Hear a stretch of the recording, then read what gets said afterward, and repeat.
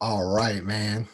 Welcome, everyone, to the Amateur Experts Podcast, where we are experts about absolutely nothing, but we claim to be, so it is what it is. I'm your host, Landon Oliver. Finally here, my boy Andrew Scott, co-host. What's Man, poppin'? Thank you for having me, man. yes. Well, I mean, we're co-hosting it together. It's you two, so man, so good to finally be able to do this after our last podcast adventure. We kind of fell off and everybody went their separate ways. Life kind of gets in the way, but everything settled down to an extent with coronavirus. Weird way to settle down, but we finally have some opportunities to get this thing back on the road.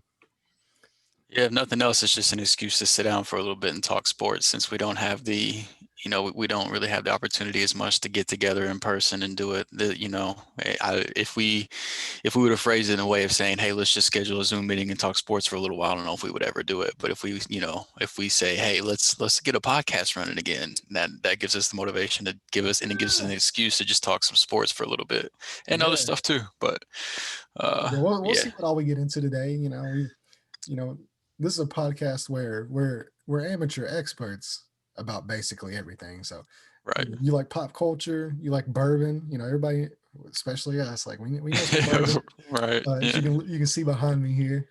Cheers. Uh, wow, I got a nice little Great Lakes IPA in the Cleveland area right now. So, cheers. Um, yeah, man, self-proclaimed experts, I mean, others would probably disagree, but as long as we think we're experts, that's all that matters, man. We got other Others would people that agree it's troll it. self-proclaimed. Yeah, yeah, 100%. We got other people that troll us for thinking that we know everything and stuff like that. So we might as well just lean right on into it But and hey, have some fun with it. I thought about messing today. Just that trophy says I do know a little bit more than some people, so I Right, can't say too right. much. Even though I got to give it up.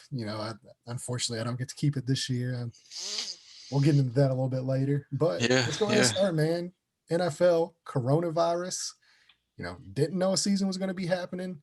right. Yeah, let's. What are your thoughts, man? Like, I, First of all, I'm just happy that we had a season. I mean, I was nervous with the NBA did a great job with the bubble and everything like that to be able to finish their season, but that just wasn't, with the size of the team, with the number of teams and then the size of the rosters, you can't bubble an NFL season. It's just not possible. So I was nervous that um, it wasn't going to happen.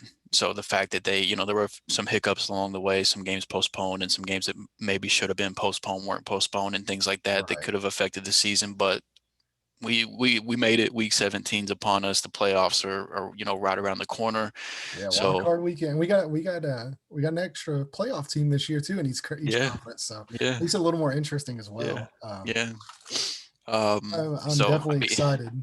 yeah, it's just good to have a season, man. And it looks like the NFL's gonna get the crown of champion again this year. So um, it's good, man. It's good to have football, and especially and for us, obviously fantasy football. That gives us that That because I is, I don't yeah, know what I would have done these last few months if football didn't happen and fantasy football wasn't a possibility. yeah. So I would have spent even more money wagering on right, bets if fantasy yeah. wasn't around. So, um, Um, well, yeah, let's get into a little bit about the season.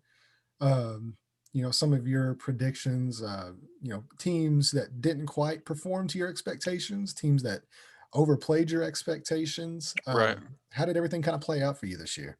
So I got my notes here. I do this, for fun pretty much every year. I put in my notes. I made this on September 8th of 2020. My predictions were the Bills would take the East, the Ravens would take the North, the Titans would take the South, and the Chiefs would take the West for the AFC. But then for the NFC, I had the Cowboys taking the East, the Vikings taking the North, yikes, the Saints taking the South, and the Seahawks taking the West. So just going off of that, I think the biggest disappointment for me, NFC wise, has to be Minnesota. I really leaned into the fact with Green Bay, they had so many one win or one score wins last year. And a lot of times, it seems like those tend to flip the Yeah, other regression way, to the mean. Right, exactly. So I thought that there might be some regression there and a chance for Minnesota possibly to slide in. And and take advantage of that. And Aaron Rodgers just said, "No, I'm just going to be even better Hey, this year." look, And look, I hell, mean, hell hath no fury like a yeah, rocket scorned. right. And that's another prediction I got wrong. I was asked at my brother Blake Garrett's wedding um, at the dinner afterwards. I was asked, who would I take this year, like this season, Wilson or Rogers, and I said Wilson, and I thought this season Wilson would be better than Rogers, and Well, hey, like going into like the midway point, that wasn't yeah, necessarily a bad pick. right, yeah, it looked Let good for Russ half the cook. year, yeah. But I mean, so the Vikings were definitely the biggest disappointment there, and I guess that would make the Packers the biggest surprise too, really all in that division. The wild card teams, I had the Buccaneers, the 49ers, and the Rams. The Buccaneers are locked in. The Rams have a chance to lock in. The Niners, I can't really say the Niners are a disappointment just because of all Yeah, the injuries. I mean, that's it's yeah, it's that's hard to that's the expect them to most compete. injured team that I've come across in quite some time, actually. Like It's and same that's thing pretty really wild. with my NFC East prediction for Dallas winning. I mean, losing Dak like week 5, and then all the offensive line issues that they've had to deal with and things like that. They could have still won the division just because of how bad the NFC East is, but um, it's tough to call that one a disappointment either. So I guess really my disappointment and surprise in the NFC North is probably, are both in the NFC North with Minnesota and Green Bay. Um, and then as far as AFC goes, um, I think that one it's tough to pick out, man, because I mean it really kind of I guess I had the Steelers, the Colts, and the Patriots as wild card teams. Um, and it looks like the Steelers, they're going to be a division winner. And the Ravens have a chance. All they have to do is beat Cincinnati this week, and they're a wild card team. So those two are just flip, but it's not a huge disappointment or anything by any means. So I guess the main thing for me, I made the Patriots wild card pick not long after they signed Cam. I was pretty excited for that, and to see even despite the amount of players they had, opt out of the season due to COVID, I was kind of surprised to see them flop the way they did. And see Cam, I really thought Cam would look a lot better than he did. Yeah, I've always been a big he Cam fan. struggled for sure. Yeah, but he's a long way away from where he was that MVP season he had. So um, I Look, think that as would a Colts fan, let me tell you, injuries will take their toll. right. Yeah. It can be very, very different than what you expect it to be. Yeah, I can kind of echo those sentiments, especially in the NFC. My biggest disappointment, which I don't know if you would call them a disappointment, um, which is kind of a weird thing to say, but I'm actually going to say Tampa Bay is a bit disappointing to me, because they have all those way and maybe too, maybe it's flipping around because Brady looked really good this last weekend. But man, they've just had a lot of like missed opportunities, and like they've had some games where they Mhm. looked really, really bad. And for the amount of talent that's on both sides of the ball on that team, um, I really thought that they would take the division away from the Saints, especially they had a prime opportunity with Drew Brees missing so much time, Yep. to steal that division, and they shit the bed quite a few times. Brady, he's which I mean, the guy's 43 years old, but you're judging him from the perspective of being the greatest quarterback of all time, and he's had points in time where he's not looked like that. He's kind of looked, and to me, honestly, and I know like I get shit for this all the time, but he's looked like that the last few years. He's just had a way to mask that between, obviously the great Patriots defenses of the last few years, especially last season. He's always had a great offensive line down there. I've thought his deep ball has kind of missed him for like probably about 2 or 3 years now. But it's been able to been masked in New England. And with Bruce Arians, I knew it wouldn't be masked because that guy, like, just it doesn't matter if you're running Yeah, out there Bruce with is a gonna make broken you go deep. collarbone. Oh yeah, that's all it is, man. I've seen it multiple times with Manning and Luck, because he coordinated for both of those guys, and he got both those guys killed multiple times. Right. Uh, Yeah, I think the big thing with Tampa, man, is once you got like about halfway through the season, you really started to see on defense, they were really vulnerable in the secondary, and teams really started to exploit that. And they would just basically stop running the ball and just carve them up in the secondary because the run defense is so good, but the pass defense is so terrible that it's just like right there for you. Like, why would we run Right. the ball whenever we can just throw the ball 40 times? And so, and then you put Tom in a position where you just got to score and score. And there's been some weeks he's been able to get it done, and some weeks he hasn't. Yeah. And his deep ball has been kind of. I agree with what you're saying on his deep ball too. I mean, you can see him take, especially after they signed AB. It seemed like they took at least 2 or 3, bomb shots with AB every single week, and he finally connected on one here recently, but there were several weeks in a row where he didn't connect on any of them. So I mean, I think that's I would agree. I think Yeah. that I wouldn't in necessarily say that they're disappointing from a perspective of they're still going to make the playoffs.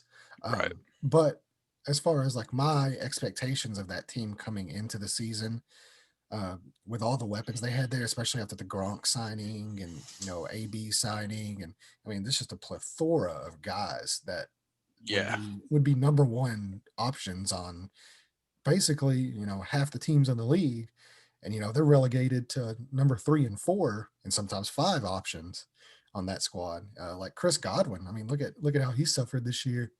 yeah. Um, Yeah, he had injuries to deal with himself too. That was really disappointing to yeah, see him, but even whenever he was out there, his target numbers were way down. Um, I don't think it would have hurt him as bad if they hadn't assigned AB, but I think that AB signing really, really yeah, cut into what kind his of, work would yeah, be. kind of nail in the coffin, so to speak. Right. Um, and let's see, biggest surprise. Like I said, I would in the NFC, I would echo your sentiment of Green Bay. I thought with what they did in the draft, especially with their first 2 picks with a quarterback and a running back, I thought, man, like this team needs weapons. Their defense isn't like can't hold up against the elite squads in the NFC. And Rodgers was basically going to have to do it all himself. Granted, that's kind of proven to be what's happened, and we've Yeah. we've once again severely underestimated the ability of Aaron Rodgers, especially with the Patrick Mahomes talk of the last couple of years. Man, like people forget, like that guy was in the GOAT conversation. Like Yeah. nobody wants to acknowledge that, and all he's done since Matt LaFleur has got there is win ball games. And I think last year, with the way it ended with that 49ers championship game, it left a sour, taste in everybody's mouth. And then with the draft, you were sitting there, like, well, like obviously they got exposed in the championship game. It was kind of stupid for people to say, like, you don't get to the championship game and be a bad football team. You can't get Right. exposed in the championship game. Um, but that was kind of the sentiment. And then with their draft, it was kind of like, well, they might sneak into the wild card, but I could really see them missing the playoffs and kind of paying for the way that they've done Aaron Rodgers, the last few years with their drafts. But I mean, what a season from that guy! Like that's Man, absolutely ridiculous. MVP season. Yeah, Yeah, I for mean, sure. Yeah, if the season ended, if there wasn't a week 17 and they had to vote this week, I would imagine he would have to win MVP. I mean, yeah. it's him and I'm just it's him and Mahomes. I'm hoping for a pretty good surge from Rodgers in Week 17 if he does, because I think Mahomes isn't playing from what I understand. So Oh, that really? yeah, that plus 680 I got about like 6 weeks back on Rodgers is going to be looking real nice in my bank Nice, account. nice. Pretty excited about that one. Um, so yeah, I would say that transitioning to the AFC, we could biggest surprise. The AFC's kind of played out more to how I thought it would. Mhm. I I can't, agree. each division is right there. Like, the AFC South is still there for the taking. Like if Deshaun can surprise, Tennessee on Sunday and Indianapolis can, get a win against Jacksonville, then that division flips. Tennessee's out of the playoff. Colts win the division. And the opposite, if, Indianapolis loses, they're out of the playoffs. And, Tennessee will take the division. So that can go either way. I did think the Ravens and Steelers, kind of like how you did, I thought they would flip flop. I thought Steelers would be a wild card team with Ben back. Ravens would take the division, but that's kind of flip flopped as well. Biggest surprise for me was, I would say, I didn't see Buffalo being as good as they are. Buffalo. I thought they would take that division. I did not think they would be as dominant in some of these games as they have been. The growth of Josh Allen has been just a revelation this year. It's been fantastic to Incredible. watch. Yeah, especially with the way people were treating that draft pick whenever the Bills made that pick. I mean, they were just getting crucified for that draft pick. And that's one of my favorite things to watch is, oh, what a terrible draft pick that is. You're throwing away, the next decade of your franchise on one guy and then watching them come out there and just continually improve. And then, but I think we can all agree nobody saw this Josh Allen coming. No, well, one reason I mean, there's very few reasons I'm thankful I'm not a sports writer for a living, but one reason I'm thankful I'm not is I'm not stuck writing these like post-draft grade articles where people get exposed, because my Josh Allen grade would have been getting plastered on the internet if there was such a thing. Because I was one of those people coming into the draft. I had Darnold was QB1, Lamar was QB2, Baker was QB3, and Josh Allen was QB4 for me. In that draft, like going into the draft, I do my own little rankings for fun just to see how it shakes out every year. And that's how I had it shook out. And so I would have, I hated the Josh Allen pick. I was one of those people, like, he's got all the physical attributes, but his accuracy is all over the place. And like, it's but man, from last season to this season, the way that his The accuracy growth is, improved is man, it's just, nuts. granted, it doesn't hurt to Nuts. have a receiver that is always open all the time, to Yeah. throw to, but Yeah. still, you still have to make the throws though. I think the Diggs trade took advantage of his arm Right. more, but a lot of these throws he's making in these tight windows, especially on the Mhm. move, these throws he's making on the move. Cole Beasley leads. I think he leads all receivers in receptions and yards from the slot. Um, that's been a fantastic thing for them.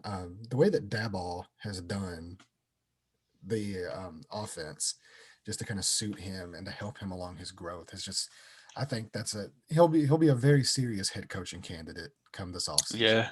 Yeah, definitely. Another one will probably be the offensive coordinator of the highest scoring offense in football, the Yeah. offensive firepower Tennessee Titans. So Like, yeah, is that that's I that was believe that is Arthur is it Arthur Smith, I believe Smith. is in Yeah. there? Yeah. That was, I mean, I picked Tennessee to win that division, but I did not expect them to do it in the fashion that they did if they do end up winning it.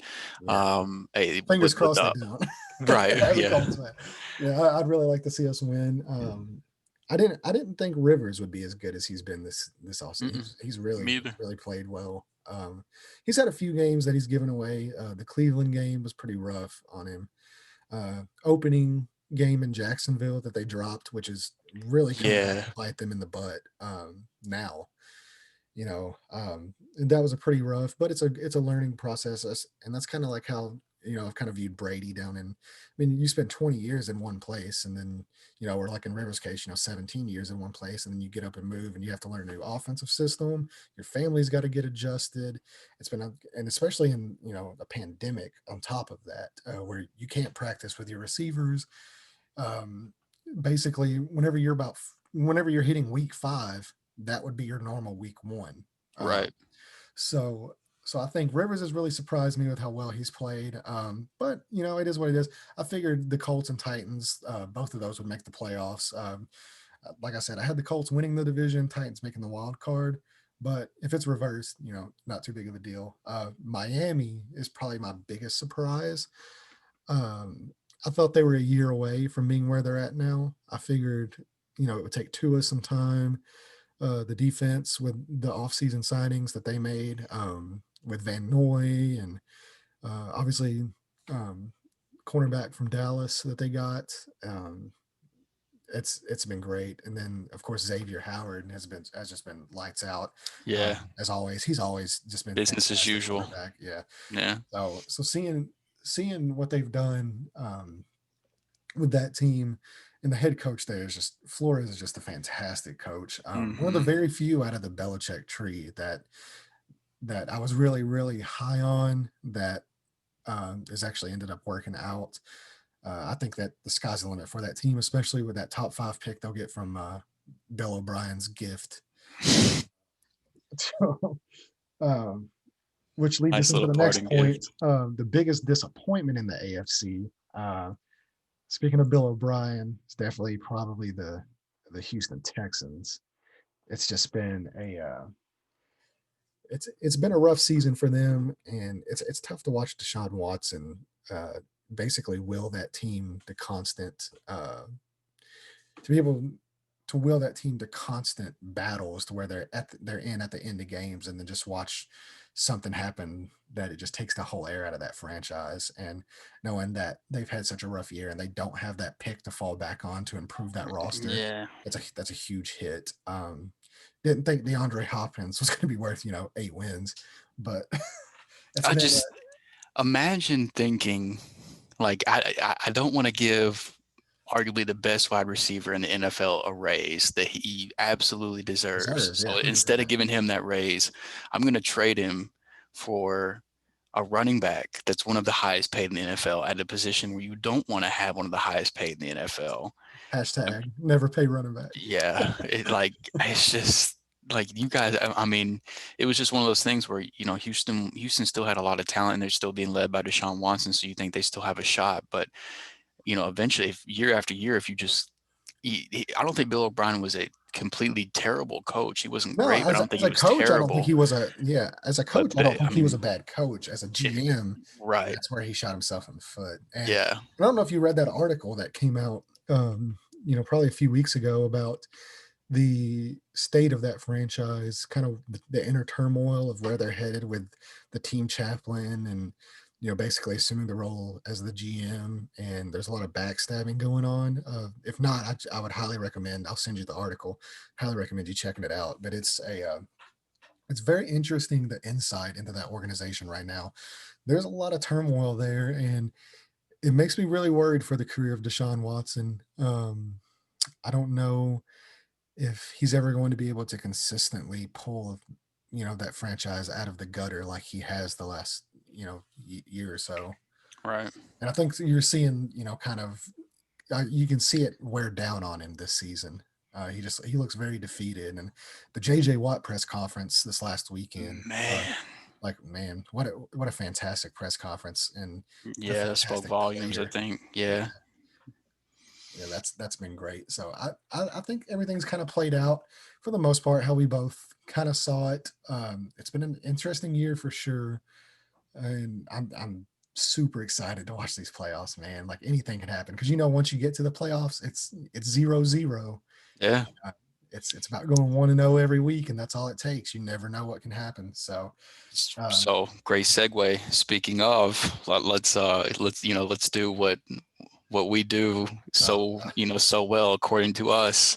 Let's predict the future real quick. So all right, we got in the AFC, you got Kansas City, Buffalo, Pittsburgh, all locked in. Tennessee is in if they beat Houston. Miami's in if they beat Buffalo, or if Baltimore loses to Cincinnati, and I believe, or if Cleveland loses to Pitt, which is a decent possibility. So there's some rotating pieces down at the bottom, but the AFC is somewhat intact. And then as far as the NFC, you got Green Bay and New Orleans and Seattle and Tampa Bay all locked in. The NFC East is still up for grabs. Washington can take that if they beat Philly, I believe, is what we're or if they somehow tie and then Dallas loses or something, some weird. But yeah, basically, they just need to win and handle business there. Um, the Rams can make it in if they beat Arizona or if Chicago loses to Green Bay, and with Green Bay wanting to hold on to that number one seed, because if New Orleans wins and they lose, I believe New Orleans will grab the bye week. So I think Green Bay is going to be pretty determined to beat Chicago. So well, Aaron Rodgers in Chicago usually turns out anyway. So right, yeah, yeah, it wouldn't surprise me to see 6 TDs yeah, this week. So I think that might be one of the bigger locks. Luckily, as a Rams fan, I've been pretty nervous because we're on the verge of possibly dropping out of the playoffs. And then on top of that, we're going to be without without Daryl Henderson, possibly without Cam Akers, without Cooper Kupp. Now he was put on the COVID list. He's not going to play. And Jared Goff broke his thumb or pinky or something, and he's not going to play. That I'm not really like it. That one I was like, I mean, look, I like Wolford. I think he could be fun to watch, and with McVay running the show, he's more mobile than Goff is. And yeah, I think McVay can have some fun with that. So I was a little, which obviously I'm a Rams fan and also a Goff hater. So it is what it is just in terms of how that goes. I'm sure other people probably feel different, but um, still they're playing Arizona though, and and Arizona is a tough team right now, and they're an offense that can put up points, and you're going to need to put up points to be able to compete with them. But I don't know if they're going to be able to put up as many points against the Rams defense. But so I think the Rams have a good shot at making the playoffs, just even if they don't win, just off the strength of Green. I think Green Bay handled business against Chicago. So um, but the pieces at the top at least are pretty set in both sides. So um, right now they've got if we went into the playoffs right now with how they stand, Green Bay and Kansas City would have the 2 bye weeks, and then everything else kind of falls in between. So if you had to make a prediction right now, who do you have as the 2 teams in the AFC and the 2 teams in the NFC? We'll start there. Two teams in the AFC. I think it's pretty kind of clear. The teams at the top right now are Buffalo and Kansas City. Mhm, I don't, I agree. I can't really see. I mean, maybe Pittsburgh happens to find themselves, for one game or so to make it to the AFC Championship. Um, it's entirely possible they could, but outside of that, especially with the Colts, like if they don't make it, or if they do happen to make it, they just found out today they lost Costanzo for the year. And I believe they're like 3-12 in games he doesn't play. So I don't think they're gonna make much noise if they do get in. Tennessee, they're a tough squad.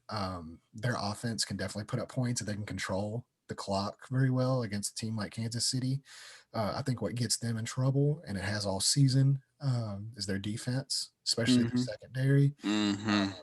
If they don't get to the quarterback, then you're basically Tennessee's gone. So I think right now it comes down to Buffalo and Kansas City, and in all honesty, it pretty much just comes down to Kansas City. If we're being completely honest, that's That's fair. That's fair. but I think Buffalo, if there's one team I could see surprising them, it would be Buffalo. Right. Transitioning to the NFC, as much as my mother will yell at me if she watches this, sorry, mom, I don't see Green Bay sustaining this into the playoffs. Interesting. Okay. Uh, man, it's almost like as a Colts fan, I get like Vietnam War flashbacks when it comes to quarterbacks, like Rodgers and Manning in the playoffs, and it happened last year as well to Green Bay.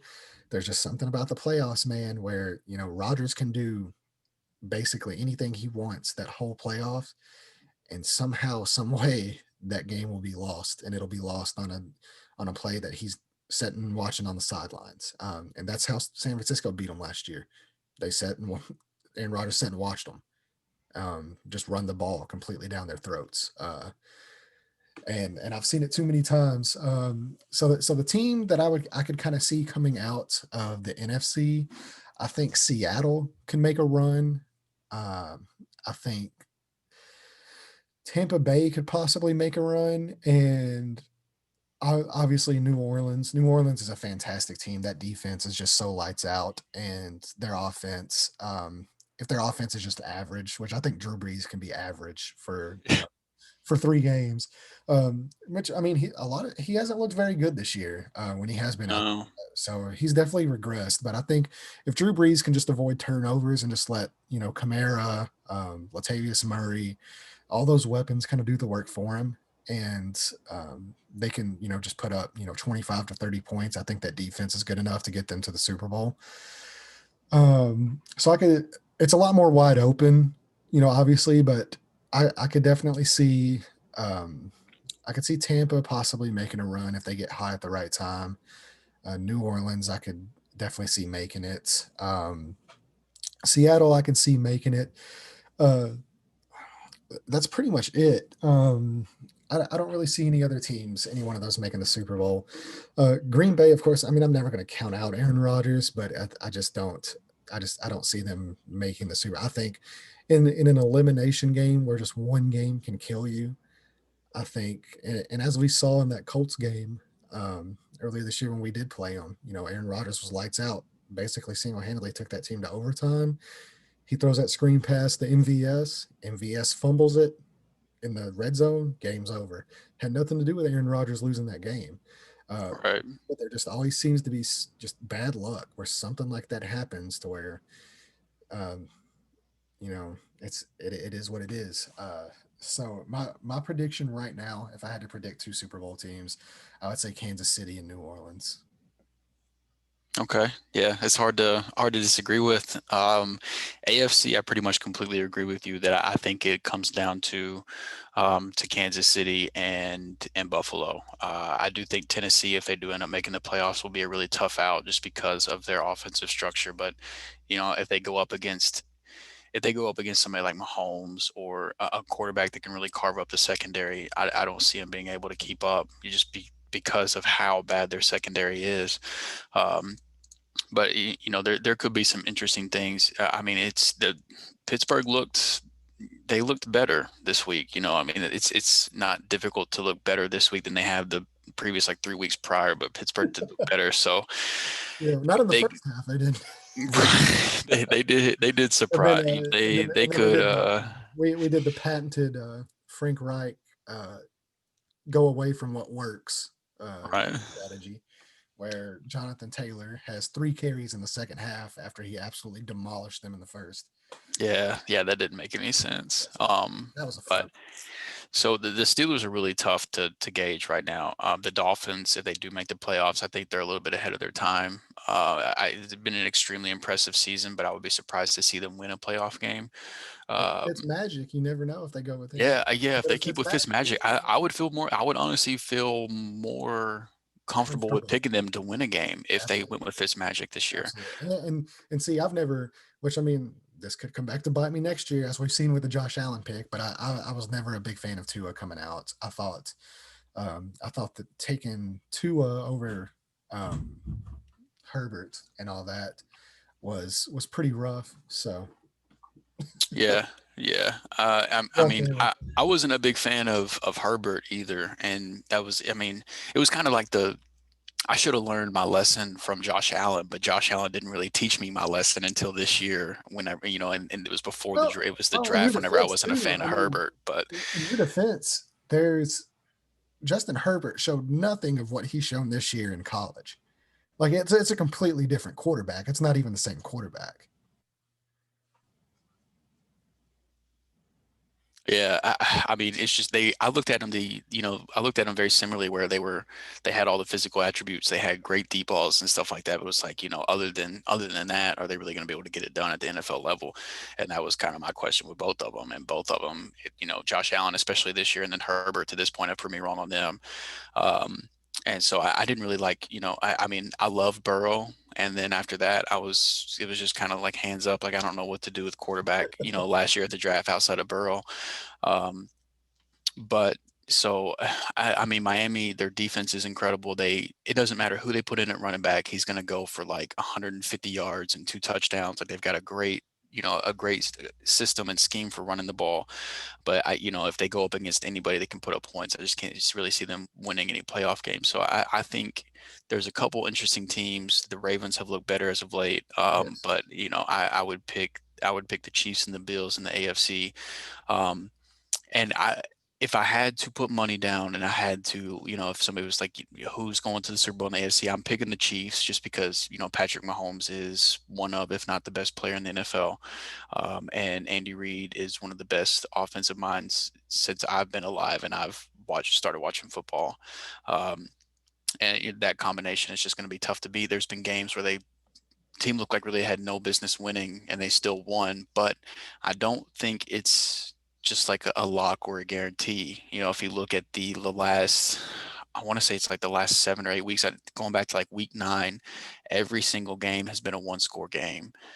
and it's kind of like it's very Green Bay Packerish from last year. And some of those one-score games that they were in were against teams like Atlanta, Miami, Denver, Vegas, Carolina. Teams that they really should just be blowing out. That they're playing one-score games, and it's like Yeah, but if is they get this in that predicament against Buffalo, I think there's a chance for an upset there. But I picked the Chiefs preseason to do it. I still think that they're the best team in the AFC, and I think that I think they have another gear that they haven't really even hit yet. Like they're kind of just coasting through the regular season at this point. that was gonna be my next point? Is have they hit the LeBron James dominance Right. aspect where they're just coasting in the They're kind regular of bored with season? the regular Yeah, season they're at this bored, point. and so then they Yeah. wait for the postseason before they're like, Yeah. okay, now we'll play football. I agree. Yeah. And I think that's what makes me want to pick the Chiefs is I do think there's another gear that they still haven't even hit where, Yeah, I mean, you look know, what they did last week with having Mahomes out wide and throwing throwing the ball. yeah, they had Mahomes. They're just trying shit, just to Yeah. try it at this point. So Yeah. they have to make So games interesting to get they up. would be my AFC pick. Preseason, my Super Bowl prediction for was the Chiefs versus the Seahawks, and so just for the sake of sticking with my preseason pick, that's what I'm gonna keep it there. But a lot of it a lot of it is because of what we've seen as of late. I mean, you play plenty of DFS, so early in the season you just stacked up whoever was playing against the Seahawks. I mean, their defense was awful, and then they went and made some trades at the deadline for pass rush help. They got a little healthier, and their defense really. I was watching, I was obviously watching the Seahawks and Rams game this past week, and they showed a graphic where the first 10 weeks of the season, they were bottom pretty much every category in defense. And then from weeks 10 on, they've been top 5 or top 10 pretty much across the board on the defensive side of the ball. And you mix that with, let Russ cook is fun to watch, but you don't the Seahawks formulas to winning games isn't letting Russ throw the ball 40 times and having to try to put up 50 points every single week and things like that. Like, they want to run the ball, and whenever teams are scoring on you at will, you just can't, establish the run, hashtag. But so with their defense turning around, I do think they have a shot. I still want to say that I think it'll be them and Green Bay, but it really all kind of depends on how seeding shakes out and who has to play who when and things like that. Because the Saints their defense is just so good, and I think they're going to be really tough to beat. Depending on who the Saints play, I really don't want to pick the Saints just out of spite because I hate the Saints. They might be my most hated team outside of the NFC West, just because ever since the Rams beat them in that NFC Championship game for the famous, no call for the defensive pass interference, like there wasn't 9 other plays before that, and then plays after that defined the game. Not going to get into, but just the constant bitching and moaning that has occurred from Saints fans since that moment has made me really just hate that team, and Michael Thomas too. Michael Thomas gets on Yeah, my nerves. at least your team didn't lose to them in a Super Bowl. So True. imagine going against Saints fans the next week after a Super Bowl loss. No, the only team my team knows how to lose to in the Super Bowl is the Patriots. So You and about 6 other franchises. yeah, I got a lot of hate for those guys. I don't think I've ever experienced anything more annoying than playing the Patriots in 2000, 2001 in the Super Bowl, and you've got Brady and Belichick, and then turn around and running into them again in 2019 or 2 whatever it years later. was. Yeah. And it's still the same fucking people that we're trying to beat and still don't beat. It's just Well, I mean, they so might have stole annoying.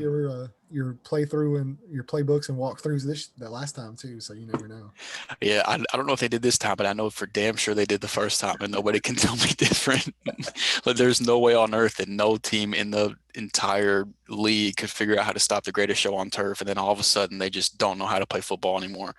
Belichick is great. He's the best Yeah, defensive it's that mind of all magic. time. He is the best defensive mind of all time, but no, like that. No, they were playing offense in a world where nobody knew what that type of offense looked like before then. That was an Yeah. offense that was unheard of at that time with the way that they were throwing the ball and using running backs in the passing game and things like that. It's just something that didn't really happen.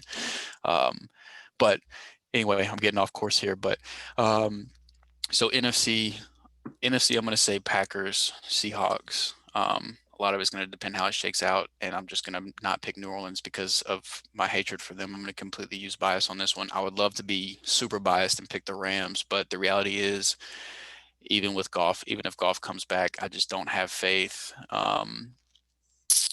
Our defense is great, our playmakers are great, but Goff is just not going to take us to the next level. I don't see the Rams being Super Bowl contenders until the earliest they can get out of his contract, his god awful contract, is after the 2022 season. So that's whenever I'll begin to get hope again for the Rams, and hope that they, because like I love McVay and I love what they've done since they hired McVay. They've hit on almost every single draft pick, it seems like, since they hired McVay.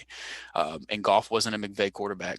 Goff was already on the team whenever McVay was hired. So um, I have faith that they'll get it right, that they're going to right the ship for the Rams whenever they have the opportunity to. But it doesn't make any financial sense to get out of the contract any earlier than after the 2022 season. So my hope stops there and will begin after that. So I'm going to say Green Bay and Seattle, and then Kansas City and Seattle, and then I think Kansas City repeats and wins the Yeah, Super Bowl.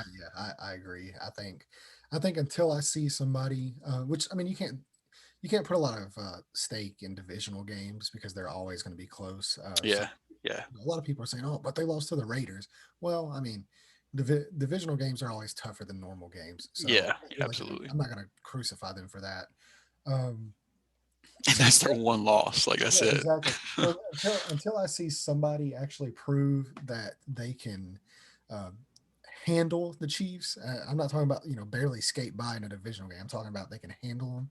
Uh, I mean, you can't really pick against them. So we will, we'll kind of see what happens there. But I also think Kansas City repeats. Yeah, yeah. It's just it's tough to see anybody beat them. I mean, they have weeks where it doesn't even really look like they're like you're watching the game. It's like these guys aren't even trying, but then they're winning without even putting. He doesn't look they're putting forth effort. They're running trick plays to Mahomes, running like having him trying to moss a safety and stuff over in like the corner of the end zone and stuff. It's just like They're on I cruise control. They've yeah, hit the LeBron portion of dominance where they skate by until the playoffs, and like I said, then they decide, like, well, I guess we'll play football now, and then right, you'll start seeing teams get blown out by 3 touchdowns. And yeah. I mean, I don't know if they're until that team loses some pieces because those contracts and stuff like that, and they're going to lose some of those pieces. Which of course, Kelsey's getting older, but they've got him locked up. They've got Tyreek Hill locked up. They've got Chris Jones locked up now. So their main pieces are there. But I think, some of those external pieces that nobody really likes to think about, that take, full advantage of Andy Reid's philosophies. Once they lose some of those pieces, we'll kind of see. But outside of that happening, or, hopefully, pray there's no kind of injuries to any of those guys either. Yeah, yeah, Uh, definitely. but I don't see how we don't have another New England situation where you can see 6 Super Bowls in 15 years. And the thing with the Chiefs that, for those that are hoping for their downfall sooner rather than later is even whenever the contracts catch up to them, they're great in the draft. Like they're just constantly hitting on Yeah, draft yeah, picks. Brett Veach is a fantastic GM. So, I mean, unless teams are able to pluck away, decision makers in the upper portion of their franchise and things like that, and they take a hit in that area, it's tough to really see them slow down even once the contracts catch up to them because they're so good in the draft too. And so, I mean, whenever you've got They've got the one most of, important piece right now, and right, that's the guy behind center, and they've got the second most important piece as well, which is the guy calling the plays. So once you have those two pieces, you can kind of, you know it gives you a lot longer of a leash, right. for success. So we'll see. Man, it still gets to me, like, this Colts team with Andrew Luck. Like, I think we could have taken them down, man. I do. Yeah. We have a good defense, and that'll forever eat away at my soul. Like, Yeah, that sucks, man. That I would have killed to have Andrew Luck on my team, so I can't imagine what it would be like having Andrew Luck and then losing him much sooner than you in his expected. prime, yeah, in his prime with the Yeah, squad that we have, yeah, it's rough. But I can't blame the guy. I know he's happy and he's healthy and he's married with his daughter. He's got his daughter Lucy, so um, I'm glad he's doing well. right. Not a lot of people know. Like he's very reclusive, but he actually still lives in Indianapolis. He does a lot around the community. Um, he's a normal guy. You go down to the grocery store and you see him, in Whole Foods or something. Right. So he's doing great from everything that we hear. And so no hard feelings there. I 100% Right. do it, and I think I get it. But So you've got Chiefs Saints, right? I got Chiefs Saints. Chiefs Saints and then Chiefs winning. I got Chiefs Seahawks and Chiefs winning. So we both got the same end result, just a little Yeah, different ways to get there. different ways to get there. So we'll we've kind of went a little over, so we'll cut it short now. We definitely will do this again soon. We have a lot of stuff we really wanted to get to. Yeah, yeah.